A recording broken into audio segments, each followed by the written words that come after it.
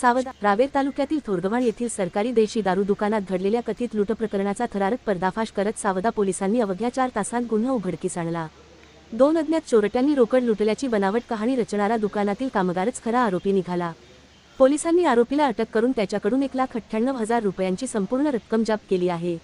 रावेर येथील हनुमान नगर परिसरातील रहिवासी राजेंद्र भगवान जयस्वाल वय 60 यांच्या मालकीच्या सरकारी देशी दारू दुकानात शेख सुफियान शेख अतिक वय 20 रा नागझरी रोड इमानवाडा रावेर हा कर्मचारी म्हणून कार्यरत होता। व्यवसायातून जमा झालेली रोकड बँकेत जमा करण्याची जबाबदारी त्याच्यावर होती। 5 जुलै रोजी सकाळी सुमारे सुफियानने दुकानातील 1,98,000 रुपयांची रोकड घेऊन जात असताना सावदा रावेर मार्गावरील राजदीप पेट्रोल पंपाजवळ 2 अज्ञात इसमांनी मोटारसायकलवर येऊन पैशांची पिशवी हिसकावून नेल्याचा बनाव रचला। या घटनेची माहिती मिळताच पोलीस यंत्रणा तातडीने कामाला लागली। घटनास्थळाची पाहणी, सीसीटीव्ही फुटेजची बारकाईने तपासणी आणि संशयिताची सखोल चौकशी केल्यानंतर कथित लूट प्रकरणात अनेक विसंगती आढळून आल्या। पोलिसी खाक्या दाखवताच सुफियानने गुन्ह्याची कबुली दिली। स्वतःचे पैसे चोरून लूट झाल्याचा खोटा बनाव रचल्याचे तपासात निष्पन्न झाले। या प्रकरणी सावदा पोलीस ठाण्यात गुन्हा क्र.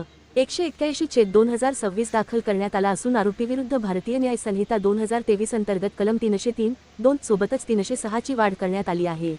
सावदा पोलिसांची दमदार कामगिरी। पोलीस अधीक्षक श्रीकांत दिवरे, अपर पोलीस अधीक्षक संदीप गावित आणि उपविभागीय पोलीस अधिकारी नंदराज पाटील यांच्या मार्गदर्शनाखाली ही उल्लेखनीय कारवाई करण्यात आली।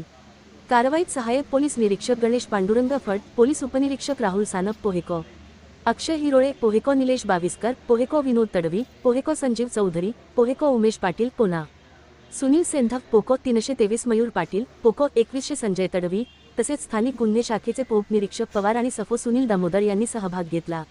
मालकाचा विश्वास संपादन करून पैशांवर डल्ला मारणाऱ्या कर्मचाऱ्याचा चोरीचा बनाव सावदा पोलिसांनी केवळ 4 तासांत उधळून लावत उत्कृष्ट तपास कौशल्याचे दर्शन घडविले। परिसरात या कारवाईचे मोठ्या प्रमाणावर कौतुक